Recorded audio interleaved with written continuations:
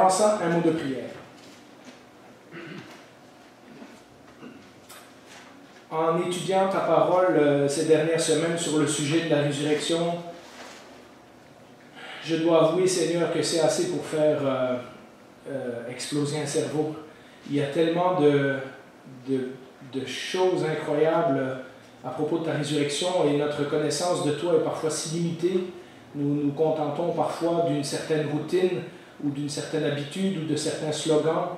Seigneur, qu'au travers de l'étude de ta parole ce matin, nous puissions vraiment découvrir les richesses de ta gloire, les grandeurs du plan que tu as mis en œuvre pour nous en Jésus-Christ, et que nous puissions vraiment sortir d'ici en ayant une ferme conviction de ce qui nous attend plus tard, mais en ayant aussi un esprit d'adoration, en voyant toutes les choses que tu as préparées d'avance pour nous.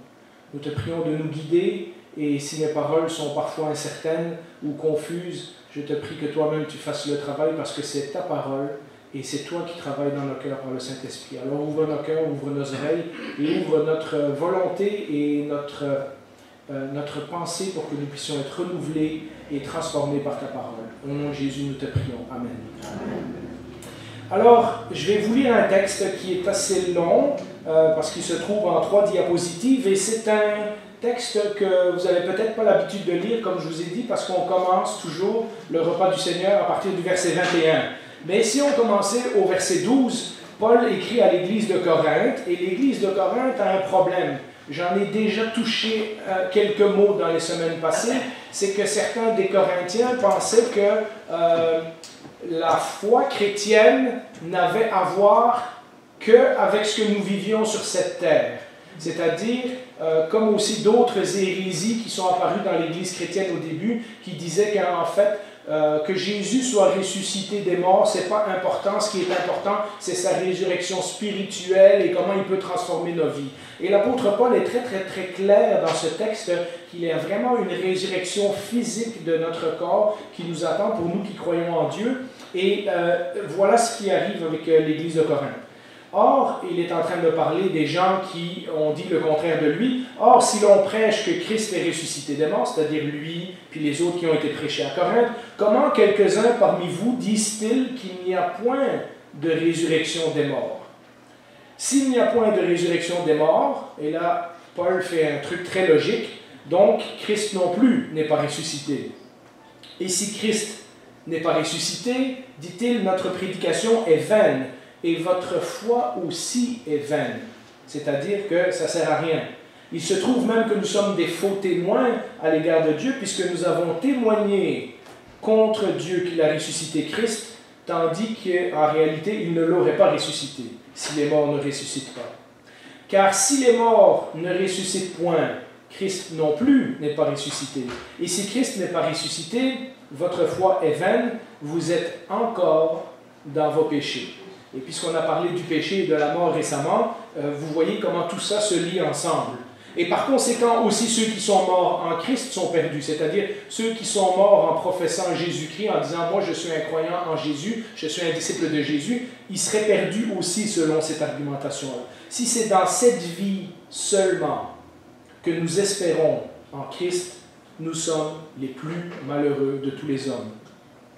Et sa conclusion, mais maintenant Christ est ressuscité des morts, il est les prémices ou l'acompte ou la première récolte, on pourrait dire aussi, de ceux qui sont morts. Et donc, on peut mettre l'image suivante, nous avons parlé la semaine passée du Messie, celui qui a été choisi par Dieu pour venir accomplir ultimement la réconciliation entre Dieu et les hommes, que l'humanité avait perdu en désobéissant à Dieu au Jardin d'Éden. Et nous avons vu comment le Messie avait accompli le plan de Dieu qui consistait à pardonner les péchés et à rétablir cette relation avec Dieu, cette intimité avec Dieu que nous avons perdue.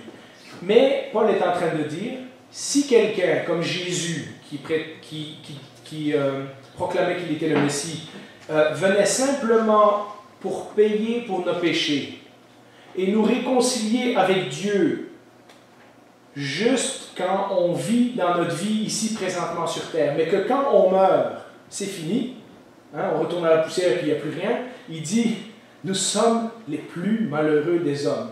Il est en train de dire, si vous croyez seulement en Dieu dans cette vie-ci et qu'il n'y a rien après, ça ne sert à rien. Mais pourquoi? Et c'est ce que je me propose de voir avec vous aujourd'hui. La doctrine de la résurrection est le fondement de la foi chrétienne. Sans cela, la foi chrétienne est morte. Sans cela, il n'y a pas de bonne nouvelle. Sans cela, et c'est ce que Paul est en train de nous dire, nous sommes les plus malheureux des hommes. La résurrection, en d'autres mots, est la démonstration physique, historique, dans le temps et dans l'espace, parce qu'il y a des gens qui ont vu Jésus ressusciter et qui nous ont écrit leur témoignage, que la foi chrétienne est réelle. Et sans cette résurrection, eh bien, on pourrait mettre sérieusement en doute la foi chrétienne. Mais est-ce que c'est une surprise? Est-ce que si on lit toute la Bible depuis le début, et vous savez que j'aime lier l'Ancien Testament et le Nouveau Testament, est-ce que Dieu l'avait déjà annoncé? Est-ce qu'on peut voir dans l'Ancien Testament qu'il y avait quelque chose qui se préparait, dans le même sens que Dieu avait déjà préparé le Messie et que les gens n'avaient pas compris lorsque Jésus est venu? Et comme j'ai dit la semaine passée, nous avons une révélation progressive, c'est-à-dire que de la première à la dernière page de la Bible, Dieu nous révèle de plus en plus de choses à propos de lui. Et nous sommes donc très chanceux d'avoir le Nouveau Testament parce que nous comprenons l'Ancien Testament avec la révélation complète de Dieu, c'est-à-dire que nous avons l'histoire complète. Et nous pouvons donc lire la Bible de la première à la dernière page et voir comment tout ça s'articule. Mais les gens de l'Ancien Testament, quand ils parlaient de la mort et tout ça, est-ce qu'ils avaient compris qu'il y avait une résurrection? Et on peut mettre le premier point au tableau. Quand on a parlé du péché, et quand on a parlé que la conséquence du péché, c'était la mort, on a bien insisté sur le fait que tous les gens dans l'Ancien Testament sont tous morts. Et que la conséquence du péché dans l'Ancien Testament, c'est que la mort est vraiment la réalité finale. Dieu est le créateur de la vie, mais à cause du péché, on a dit, la mort est entrée dans le monde, et un grand nombre de versets nous disent, j'en ai mis que 2 au tableau, un grand nombre de versets nous le disent dans ces mots-là. On ne lira pas Job, mais vous pouvez voir Psaume 89 en dessous. Rappelle-toi ce qu'est la durée de ma vie. Ça, c'est une prière que le psalmiste fait à Dieu. Et pour quel néant tu as créé tous les fils de l'homme? Y a-t-il un homme qui puisse vivre et ne pas voir la mort, qui puisse sauver son âme du séjour des morts? Vous savez, ce n'est pas tellement différent de ce qu'on entend comme slogan populaire aujourd'hui, où les gens disent il y a 2 choses qui sont sûres, c'est les taxes et la mort. Et comme je vous l'ai déjà dit, il y a même des pays où il n'y a pas de taxes. Donc la seule chose qui est sûre, c'est qu'on va tous mourir. Mais vous voyez qu'il y a 3000 ans, le psalmiste décrivait déjà la même situation. Il réfléchissait à la vie et il se rendait compte que ce qui était important, c'était de louer Dieu pendant qu'il était vivant parce qu'il ne savait pas ce qu'il y avait après la mort. Point suivant, il y a quelques exceptions, c'est vrai. Nous avons Enoch et Élie qui sont tous les deux enlevés au ciel et la Bible ne nous dit pas exactement qu'est-ce qui leur arrive. Ce que nous savons du Nouveau Testament, c'est qu'ils ne peuvent pas se présenter devant Dieu dans l'état où est-ce qu'ils sont, fait que certainement ils ont dû être transformés d'une certaine façon, mais les gens connaissent ces histoires-là, mais vous savez, sur les milliers d'années de l'histoire de l'Ancien Testament, et les Juifs qui racontent à leurs enfants et à leurs petits-enfants, et pendant des générations ça se transmet, on se dit, ben, ils sont tous morts. En fait, il y en a juste 2 dans toute l'histoire de l'humanité qui sont allés directement auprès de Dieu, puis on ne sait pas trop comment. Et donc, vous comprenez que devant l'accumulation de preuves, ils doivent se dire, ben, il y a quelques chanceux qui ne sont pas morts comme les autres, mais pour la plupart d'entre nous, on va tous descendre dans la tombe. Quand nous lisons l'Ancien Testament, c'est très important de ne pas projeter, enfin nous pouvons le faire parce que nous avons le Nouveau Testament, nous comprenons ces choses-là. Mais c'est important de ne pas projeter notre opinion sur l'Ancien Testament. Certaines personnes vont dire, oui, il y a des versets qui parlent de la résurrection dans l'Ancien Testament. Ce n'est pas si clair que ça. Et ça, c'est mon prochain point. Il y a beaucoup de métaphores. Des métaphores ou des paraboles ou des exagérations ou des images, des figures de style. Il y a des textes qui parlent qu'on revient à la vie. Et en le lisant rapidement, on pourrait penser que ça parle de la résurrection, mais en réalité, c'est une figure de style. Regardez, par exemple, on peut l'afficher, Psaume 30, versets 2 à 4. Éternel, mon Dieu, j'ai crié à toi et tu m'as guéri. J'ai souligné le mot guéri. Tu as fait remonter mon âme du séjour des morts. C'est-à-dire que lui, il est très malade et il considère qu'il est à la veille de mourir. Et là, il remercie le Seigneur pour l'avoir retiré de la mort. Mais on ne parle pas vraiment d'une résurrection. Tu m'as fait revivre loin de ceux qui descendent dans la fosse. Et donc, il y a beaucoup de versets comme ça dans l'Ancien Testament qui parlent de revivre, mais qui sont en fait des figures de style pour dire qu'on était à la veille de mourir, hein, et que le Seigneur a sauvé cette personne. Il y a d'autres versets, mais on peut mettre l'image suivante avec le texte de Osée, qui parlent de résurrection symbolique. Il y a plusieurs versets dans les prophètes qui parlent qu'Israël va revivre. Hein? Et alors, évidemment, un verset comme celui-là nous dit « Venez, retournons à l'Éternel, car il a déchiré, mais il nous guérira. Il a frappé, mais il bandera nos plaies. Il nous rendra la vie dans 2 jours. » Vous voyez comment la maladie, l'exil, l'éloignement de Dieu est lié à la mort, mais en fait, ils ne sont pas vraiment morts. Il nous rendra la vie dans 2 jours. Le 3e jour, il nous relèvera et nous vivrons devant lui. Donc, c'est une façon de dire que Dieu nous a sauvés d'une circonstance très, très, très difficile. Alors, bien sûr, certains de ces versets vont être appliqués à Jésus dans le Nouveau Testament. Mais lorsque les gens l'écrivent dans l'Ancien Testament, ils ne sont pas encore conscients qu'il y a une vie après la mort. En fait, pour la plupart des gens dans l'Ancien Testament, Hébreu nous dit qu'ils sont morts sans avoir reçu ce qui leur avait été promis. C'est-à-dire, ils espèrent en Dieu, mais ils n'ont pas tout à fait compris encore. Et tout ça nous amène à une question qui est très, très, très importante. Parce qu'on pourrait se dire, comme les gens disent aujourd'hui, bah, la mort, ça fait partie de la vie. Hein? On meurt et puis d'autres personnes viennent au monde et ça fait partie du cycle de l'univers. Vous savez, dans le Roi Lion, là, le cycle de la vie, il y en a qui meurent, il y en a qui renaissent, etc., etc. Mais pour les chrétiens de l'Ancien Testament, c'est un gros problème. Et c'est le problème de la justice de Dieu. Et on peut afficher le point suivant. Dieu était injuste, c'est-à-dire, pour paraphraser les mots de l'apôtre Paul, dans cette vie, hein, se dirait un Hébreu en 1000 avant Jésus-Christ, dans cette vie, j'ai accepté de suivre l'alliance, j'ai accepté de suivre le Dieu d'Abraham, d'Isaac et de Jacob, j'ai accepté d'obéir à ses commandements, mais il y a des gens qui sont méchants et qui meurent de la même façon que moi je meurs.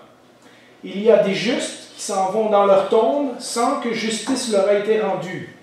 Si Dieu est vraiment bon et si Dieu est vraiment juste, pourquoi permet-il que certains meurent sans avoir obtenu la justification de leur foi? Dans le fond, il se posait un peu la même question que l'apôtre Paul. Si on croit en Dieu seulement dans cette vie-ci, alors il y a un problème. Dieu est injuste. Parce que des psaumes et d'autres textes nous disent qu'il y a plein de méchants et d'injustes qui prospèrent et qui meurent de la même façon que celui qui est juste ou que celui qui obéit à Dieu.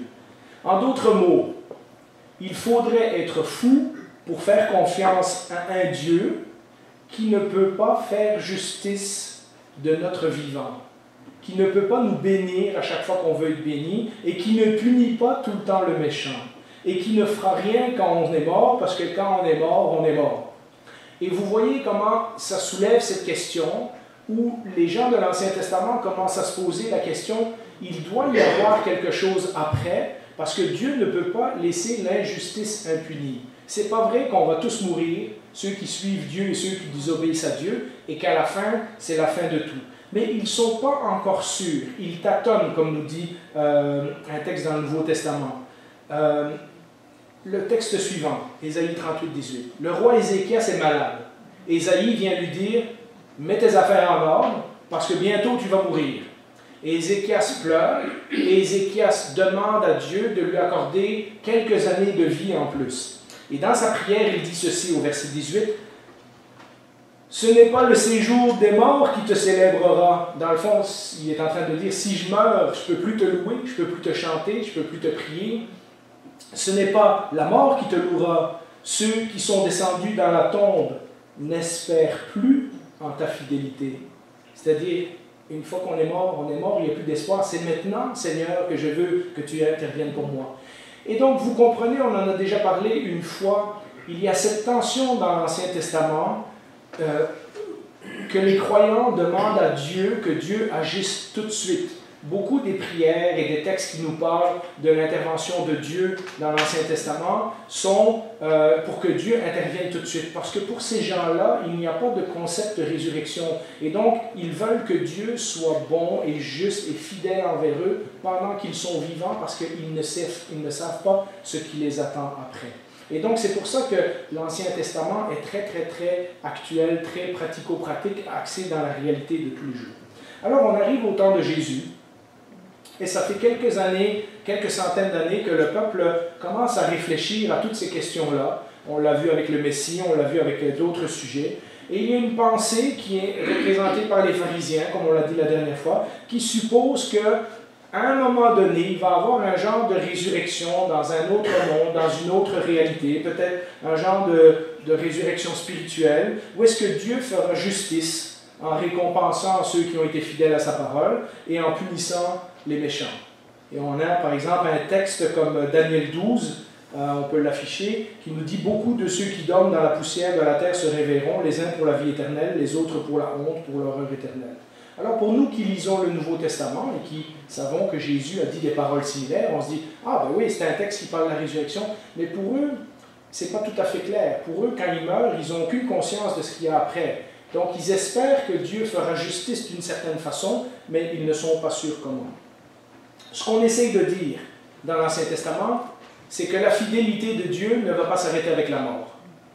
On ne sait pas ce qui va arriver après, mais on se doute que Dieu a préparé quelque chose pour rester fidèle après la mort. Quand nous lisons les évangiles, nous nous rendons bien compte que les gens n'ont pas du tout une conscience de la résurrection. Et ça nous amène au point suivant, l'enseignement de Jésus. Dans le temps de Jésus, il y a les pharisiens et les sadducéens. Et les pharisiens sont ceux qui ont commencé à réfléchir à cette idée d'une résurrection éventuelle un jour. Les sadducéens, eux, c'est vraiment terre à terre. Hein? On fait notre religion maintenant, parce que quand on meurt, il n'y a plus rien. Et Jésus les confronte à un moment donné, et il y a ce texte dans Matthieu 22 qu'on peut afficher qui dit « Vous êtes dans l'erreur, parce que vous ne connaissez ni les Écritures, ni la puissance de Dieu. » Vous comprenez? Là, il est en train de lier ça aux Écritures. Il est en train de dire, si vous aviez lu correctement l'Ancien Testament, vous auriez dû discerner des choses, mais vous n'avez pas compris.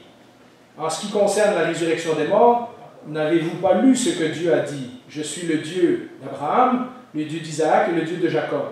Dieu n'est pas le Dieu des morts, mais des vivants. Et donc, il est en train de semer l'indication que Abraham, Isaac et Jacob sont vivants quelque part, parce que leur Dieu est encore actuel. Vous vous rappelez quand on a parlé de Jonas, les pharisiens et d'autres personnes lui demandent un signe. Et Jésus dit, je vais vous donner un signe.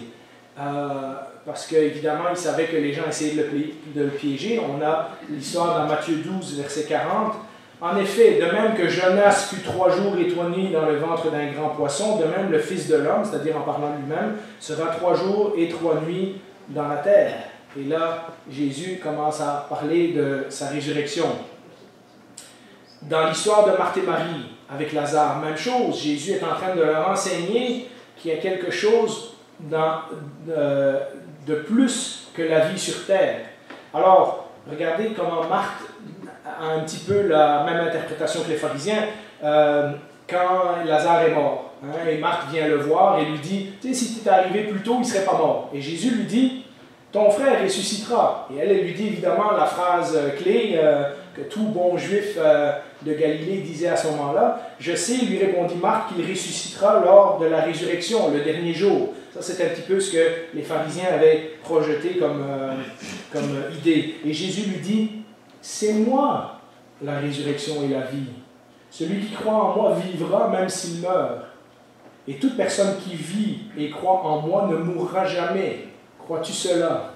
Alors même pour nous, c'est un peu confus parce qu'on sait que les gens sont morts, mais Jésus dit qu'ils ne mourront jamais. Donc on va développer ça un petit peu.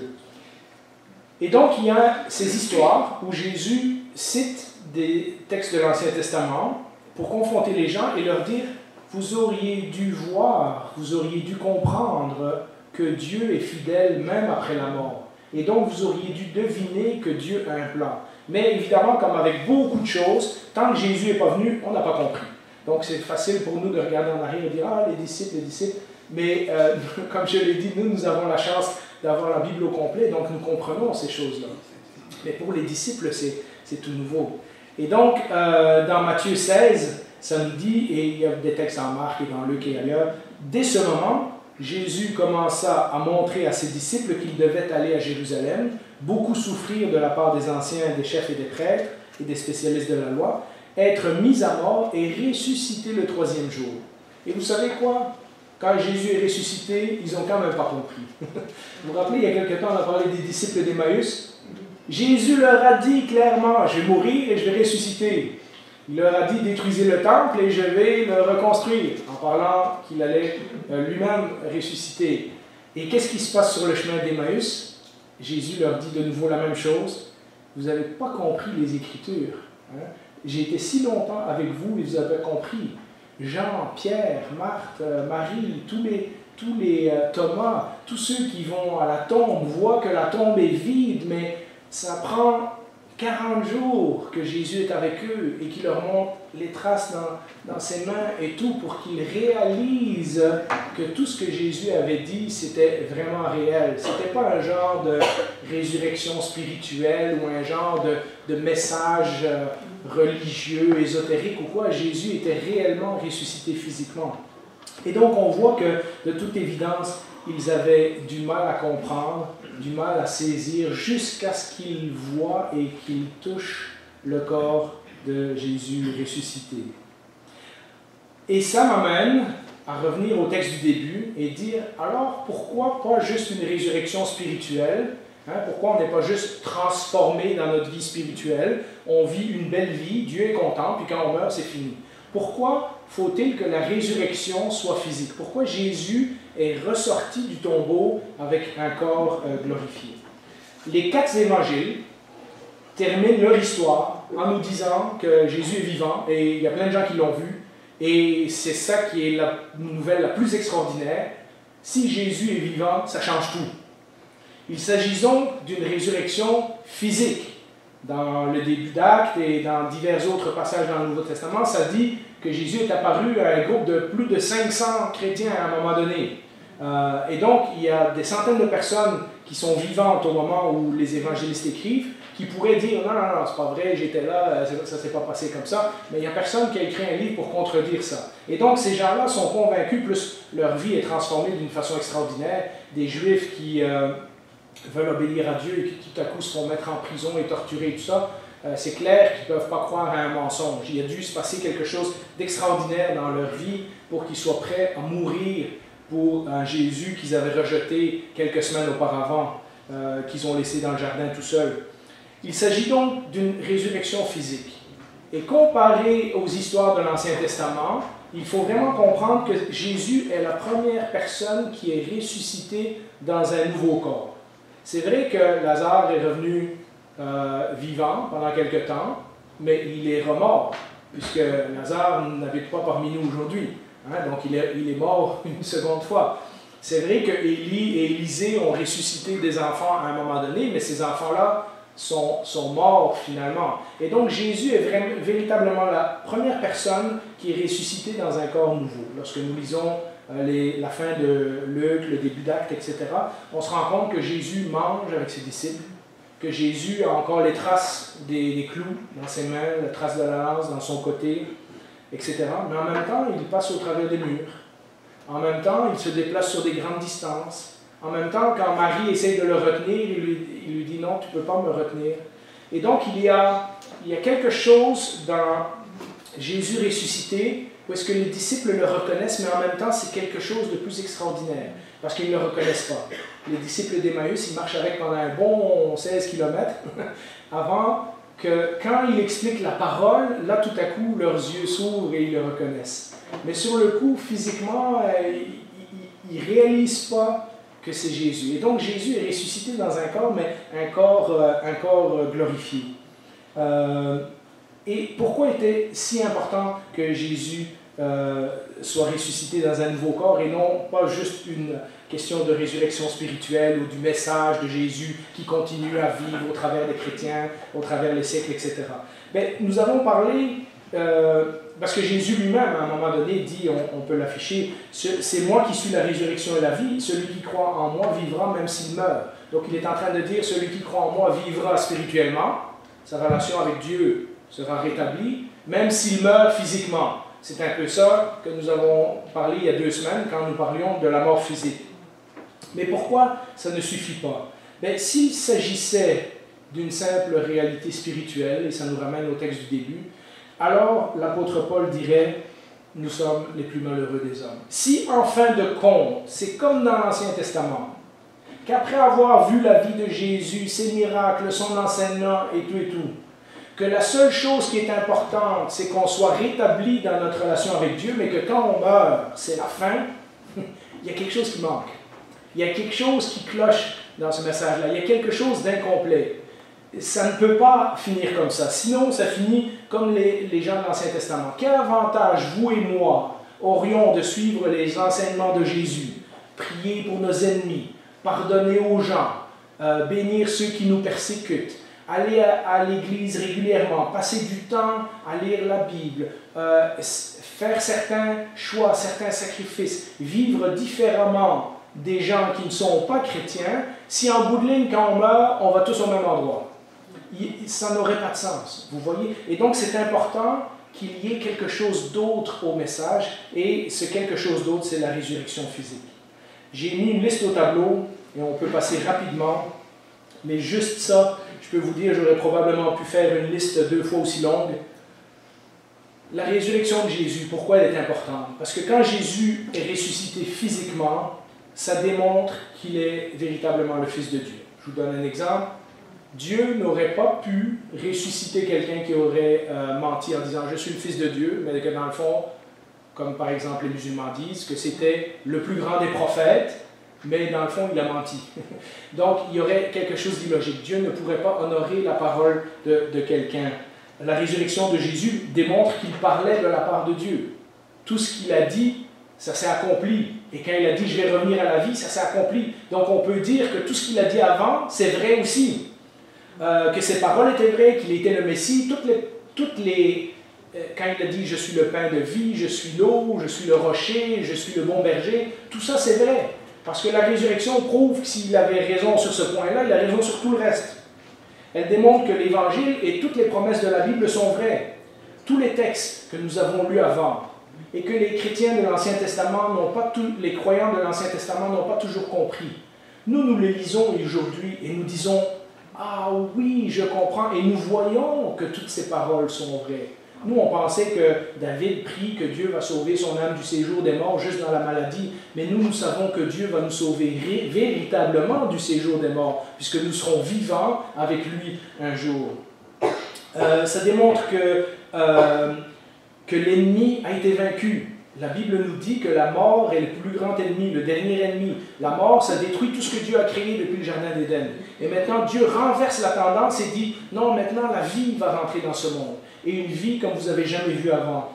Elle répond au grand problème de la mort, comme on a parlé il y a 2 semaines. Elle répond au problème de la justice de Dieu, en affirmant que la mort ne peut pas garder celui qui est juste. Juste ce bout-là, j'aurais pu faire tout un message. Vous savez, il y a un texte qui dit dans le Nouveau Testament, mais la mort n'a pas pu garder Jésus, parce que Jésus était juste. Ce qui veut dire que lorsque nous obtenons la justice de Dieu au travers de Jésus, la mort ne peut pas nous garder non plus.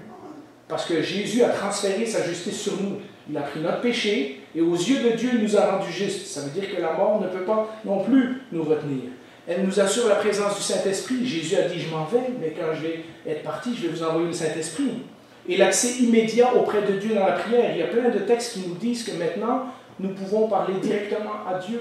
Et cette communication ne sera plus rompue, même pas par la mort physique, puisque nous serons ressuscités à un moment donné. Elle garantit que nous sommes justifiés, pardonnés, unis avec Christ, toutes les autres promesses que nous avons dans le Nouveau Testament. Elle garantit notre propre résurrection et notre vie éternelle. Jésus a dit, je m'en vais vous préparer une place afin que là où je suis, vous soyez aussi. Si on ne ressuscitait pas, ça ne servira à rien. Hein? Et donc cette promesse-là aussi s'accomplira. Elle réconforte les croyants qui font face à la mort. Vous savez, depuis quelques années, on a plusieurs frères et sœurs qui sont décédés et on a eu des enterrements et on a parlé de ces versets-là. Thessaloniciens qui dit « Nous sommes dans la tristesse, mais pas dans la tristesse comme ceux qui n'ont pas d'espoir. » Pourquoi? Parce que nous savons que ces frères et sœurs sont partis rejoindre Jésus et qu'un jour nous les reverrons. Et ça, au dernier enterrement, les 2-3 derniers enterrements qu'on avait, c'était tellement évident. Il y avait les gens dans la salle qui croyaient en Jésus et qui croyaient aux promesses de la Bible. Et comment, dans la tristesse, ils avaient une énergie, un courage, un espoir, une espérance. Et comment les gens qui étaient non chrétiens dans la même salle et qui donnaient leur témoignage étaient pleins de désespoir.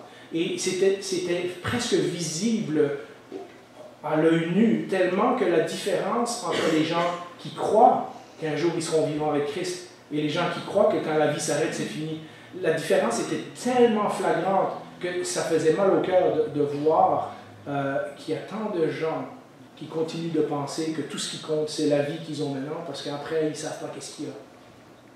Elle réconforte les croyants, elle nous donne un futur. Ça veut dire, les amis, que notre vie n'est pas finie. Hein? On a l'éternité devant nous. Ça, là, c'est le commencement. Ce qu'on vit maintenant, là, c'est un petit bout de ce qui nous attend. Mais ça nous permet aussi de vivre en attendant une vie qui fait plaisir à Dieu. Et puis, il y aurait tout un message à faire sur le fait que la résurrection de Jésus garantit la résurrection, entre guillemets, de toute la création. Vous savez, on parle des nouveaux cieux, du nouveau terre, de la nouvelle Jérusalem, de toutes ces choses-là. Dieu n'a pas comme plan simplement de restaurer sa relation entre l'homme et lui, mais de restaurer toute la création. La création attend avec impatience, nous dit un verset, l'avènement des fils de l'homme, c'est-à-dire le moment où nous serons changés et transformés et que nous serons devenus comme Jésus. Vous voyez, sans la résurrection physique de Jésus, nous n'aurions pas toutes ces convictions. Sans la résurrection physique de Jésus, comme dit Paul, nous sommes les plus malheureux des hommes. En réalité, à quoi bon vivre une vie bonne sur cette terre si quand on meurt, il n'y a rien qui nous attend? Conclusion. Lorsque nous lisons les promesses de Christ dans le Nouveau Testament, toutes celles que je viens d'énumérer, puis plein d'autres qu'il a dit qui sera avec nous, qui répondrait à nos prières, qui intercède pour nous et toutes ces choses-là, nous voyons de toute évidence que certaines des promesses que Jésus a faites ne sont pas encore accomplies. Et nous pourrions être tentés de croire à nouveau, comme les croyants de l'Ancien Testament, qu'on est des fous de faire confiance à un Dieu qui ne peut pas nous faire justice maintenant. Un Dieu qui choisit parfois de ne pas nous bénir maintenant. Un Dieu qui choisit parfois de ne pas nous secourir d'une maladie ou d'un problème financier maintenant. Nous pourrions être tentés de croire que nous voulons tout immédiatement, tout de suite. Et nous aimerions qu'il intervienne tout de suite, nous aimerions qu'il intervienne tout le temps, et nous aimerions qu'il intervienne de façon visible. On aimerait donc ça quand quelqu'un se moque de Dieu ou se moque de notre foi, que Dieu lui apparaisse et qu'il lui dise que nous on a raison et que c'est l'autre personne qui se trompe. On aimerait donc ça quand quelqu'un nous fait du mal, que Dieu apparaisse, hein, qu'il envoie un éclair ou quelque chose, là, juste pour faire... On aimerait ça que Dieu nous fasse justice tout de suite. Et donc, nous pourrions être tentés de nous décourager en lisant cette promesse, en disant « Ouais, mais eux, ils ont écrit un livre, mais moi, je ne l'ai pas vu. Jésus, comment je sais que... » etc., etc. Et nous pourrions être de nouveau comme les croyants de l'Ancien Testament, c'est-à-dire qu'on soupire après quelque chose, mais on ne sait pas vraiment qu'est-ce qui nous attend à prendre. Mais c'est là, à l'exemple des croyants de l'Ancien Testament, qu'il devient essentiel pour nous de faire comme eux. La Bible nous dit qu'ils n'ont pas tout compris, qu'ils n'ont pas vu l'accomplissement de tout ce qu'ils espéraient, mais ils espéraient en quelque chose. Et lorsque Jésus est ressuscité, ça a prouvé que tous les croyants de l'Ancien Testament avaient eu raison d'espérer en Dieu. Eh bien, nous, maintenant, c'est la même chose.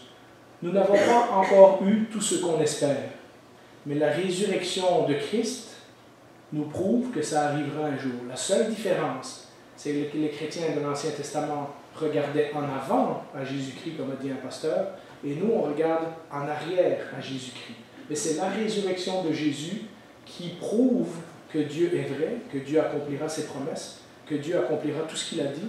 Et donc, comme les gens de l'Ancien Testament regardaient par la foi à ce que Jésus ferait un jour, sans trop le comprendre, nous regardons en arrière par la foi à ce que Jésus a fait, et nous le comprenons mieux qu'eux. Et donc, ça, c'est notre source d'encouragement. 2 Corinthiens 4, c'est le dernier verset, nous dit, vous devez lire 1 Corinthiens 15 et 2 Corinthiens 5, parce que c'est la suite de ce verset-là. Donc là, je ne vous dis pas tout, mais le 2 Corinthiens 4, 16 nous dit, voilà pourquoi nous ne perdons pas courage, et même si notre être extérieur se détruit, c'est-à-dire si notre corps est en train de mourir, notre être intérieur se renouvelle de jour en jour. On pourrait croire que là encore, Paul dit, ce qui est important, c'est notre être intérieur, notre être extérieur, il va mourir. Mais au chapitre 5, il explique que notre corps est comme une tente, et qu'en ce moment, on est dans une tente qui n'est pas en bon état. Et on a hâte de revêtir un autre corps, un corps qui sera parfait. Lisez le 2 Corinthiens chapitre 5 pour faire suite au message d'aujourd'hui, puis vous serez vraiment, vraiment encouragés. Je dirais à propos de ce verset-là que le renouvellement de notre être intérieur, le fait que notre vie est en train, semaine après semaine, jour après jour, à la lecture de la parole de Dieu, au contact avec d'autres chrétiens, au contact de tout ce que nous lisons et ce que nous apprenons. Notre vie intérieure, depuis que nous avons accepté Jésus, comme on dit, est en train d'être transformée. Et ça, c'est la preuve que notre corps aussi sera un jour transformé. Le fait que notre vie est en train de changer maintenant est la preuve que ce que Jésus a dit est vrai. C'est la preuve que notre être extérieur, notre corps, un jour aussi sera renouvelé. Alors, voilà pourquoi la résurrection physique est importante et que c'est une doctrine biblique fondamentale, parce que sans la résurrection physique, on serait au désespoir. Mais avec la résurrection de Jésus, il y a toutes ces promesses qui viennent avec.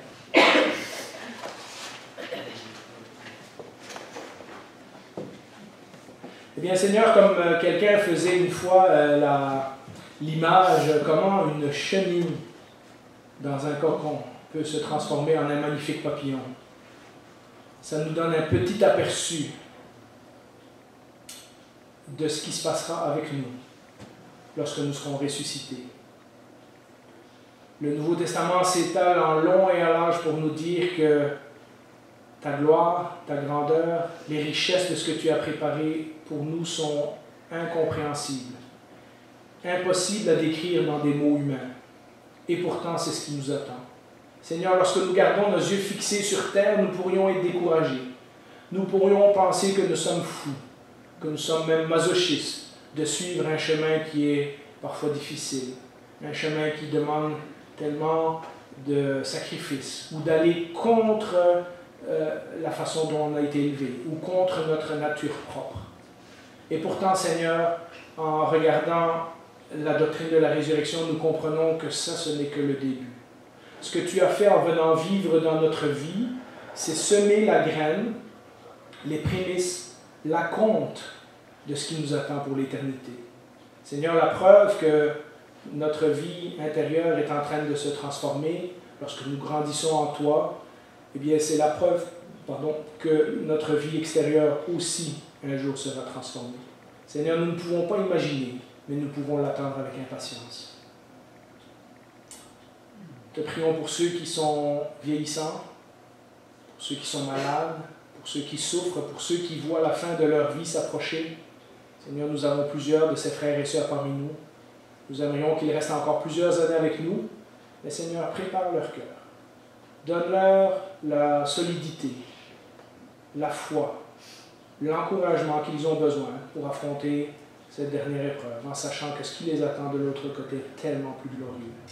Et pour nous, parce que à divers endroits dans ta parole, tu nous rappelles que notre vie est courte et que nous ne savons pas quel jour notre âme va nous être redemandée.